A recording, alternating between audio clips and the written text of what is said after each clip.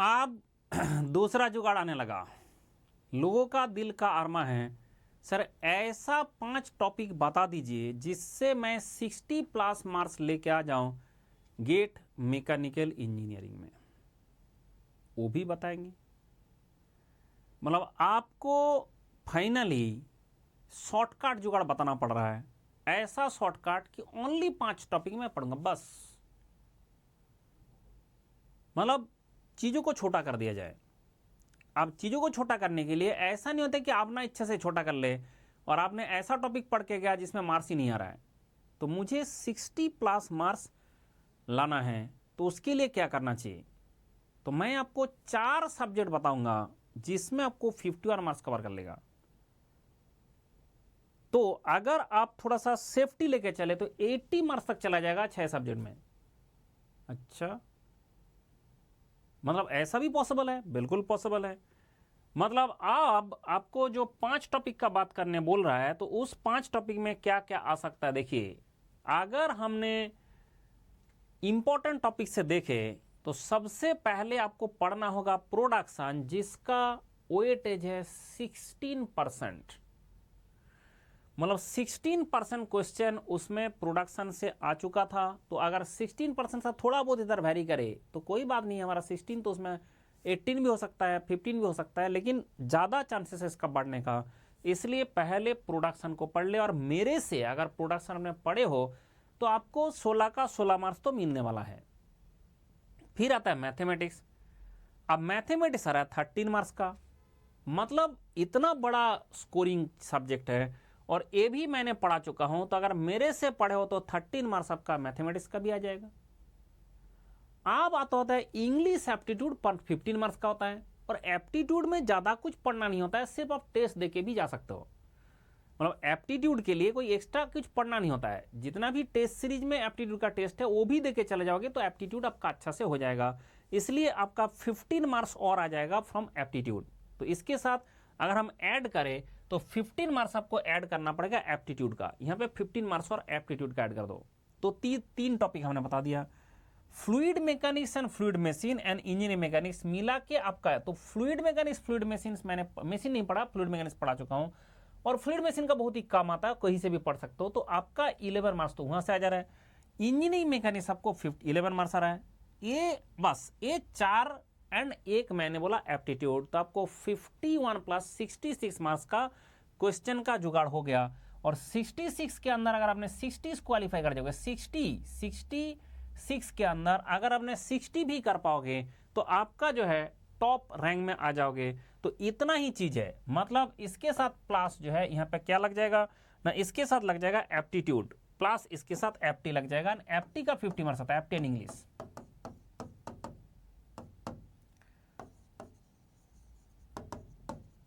ये आपका 15 मार्क्स का होता है। तो मतलब क्या हो गया, 16 मार्क्स का प्रोडक्शन हो गया, मैथमेटिक्स एंड मिला के 28 मार्क्स उसका हो गया, एंड आपका फ्लूइड मैकेनिक्स में आपका 11 मार्क्स हो गया, इंजीनियरिंग मैकेनिक्स में 11 हो गया। तो इतना तक पढ़ के चले जाए तो आपको 66 मार्क्स का आउट ऑफ 100, इतना ही आपका 66 मार्क्स का वेटेज है।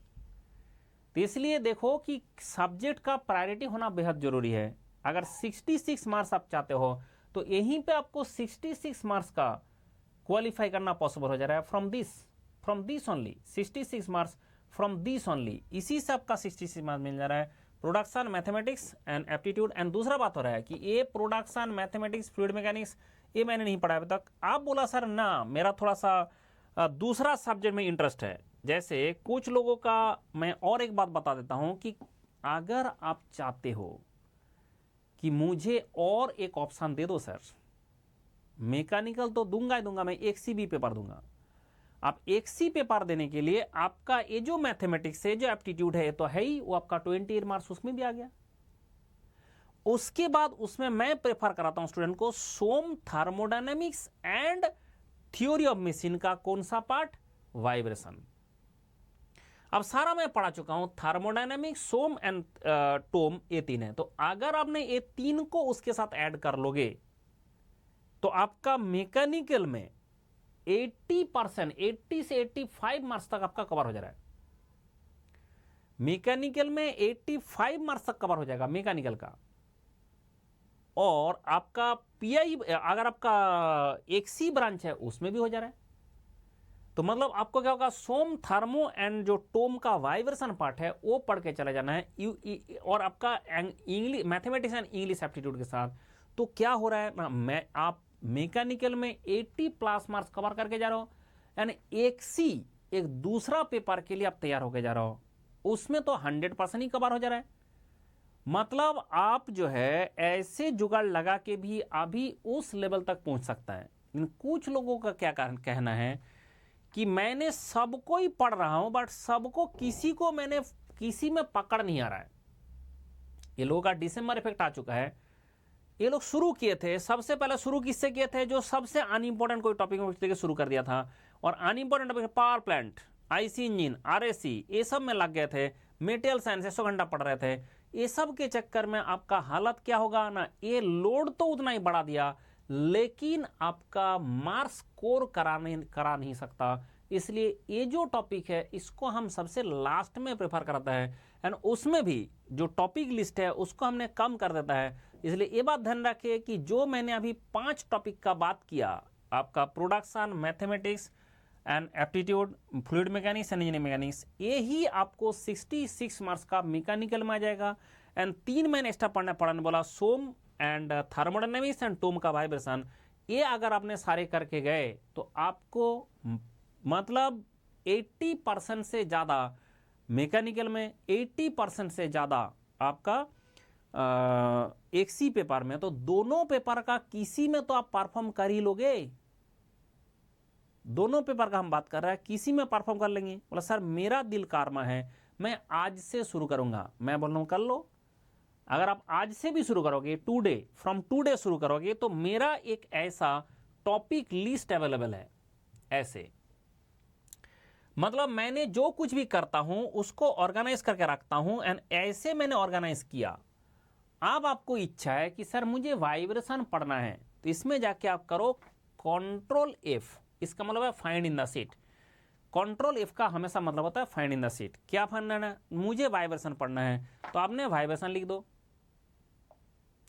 जैसे आपने वाइब्रेशन लिखा, सीधा आपको वाइब्रेशन का कोर्स में लाके पहुंचा दिया। आप जैसे ही आपने इसको क्लिक कर दोगे, यहां पे जैसे क्लिक कर दोगे, तो आपको क्या होगा, वो वाइब्रेशन का क्लास खुल जाएगा। लेकिन इसके लिए सब्सक्रिप्शन चाहिए। मेरा कोड खुश रहो यूज करे, एंड वो सब्सक्रिप्शन ले, एंड सब्सक्रिप्शन लेके जैसे ही करोगे तो डायरेक्टली आपका क्लास खुलेगा। इसमें मैंने लॉगिन करना पड़ेगा तभी खुलेगा, तो ऐसे लॉगिन करना पड़ेगा, मतलब आपका सब्सक्रिप्शन चाहिए। जैसे ही करोगे आपको ऐसे कुछ नहीं करना था, यहीं से आपने क्लिक करते रहे, पढ़ते रहे, क्या क्या पढ़ाएगा वो आपको दिख जाएगा। पूरा वाइब्रेशन आपके पास यहाँ पे ऐसे मिल जाएगा। तो आपको जो है ऐसे एक VI मतलब आपका 16 लेक्चर में पूरा वाइब्रेशन खत्म कर दिया गया। तो ये आप इस तरह से पढ़ सकते हो। सोम पढ़ सकते हो, बोला मुझे सोम पढ़ना है तो यहाँ पे सर्च दो, जाके सोम का सर्च दो तो सोम पढ़ने लग जाओ। थर्मो पढ़ना है थर्मो लिख दो, फ्लूइड पढ़ना है फ्लूइड मैकेनिक्स लिख दो। जैसे फ्लूइड तो कहीं भी हो सकता है, तो फ्लूइड आपका कितना है, इतना, फ्लूइड मैकेनिक्स।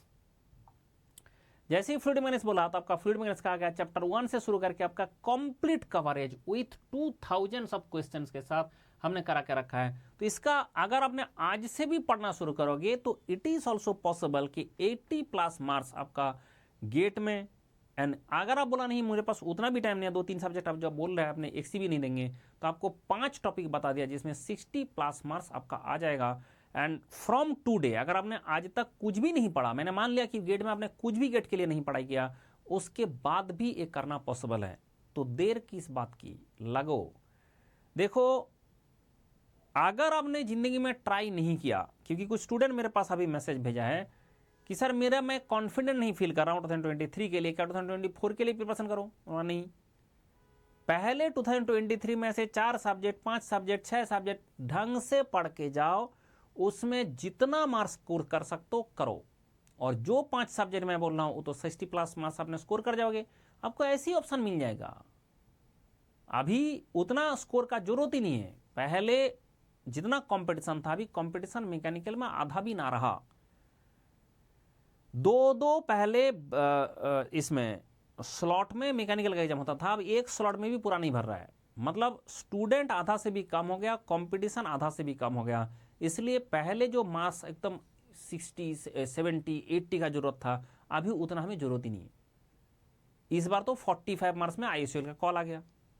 तो मतलब क्या होता है कि आपको ज़्यादा स्कोर करने का भी जरूरत नहीं है, लेकिन ऐसा नहीं कि सब कुछ मैंने किया और थोड़ा थोड़ा सुन के गया, जो पूरा करना था, ढंग से करना था, वो नहीं किया। इसलिए मैंने बोला मेरा क्लास अटेंड करके जाओ एंड टेस्ट देके जाओ। आज से शुरू कर दो। 4 सब्जेक्ट मैंने बोल दिया, 5 सब्जेक्ट बोल दिया, चलो अगर 8 करोगे तो आपने पहले से थोड़ा बहुत करके रखा है तो 8 भी हो जाएगा। तो आज से भी शुरू करोगे तब भी आपका गेट तक इतना मार्क्स तो आप क्वालिफाई कर ही जाओगे।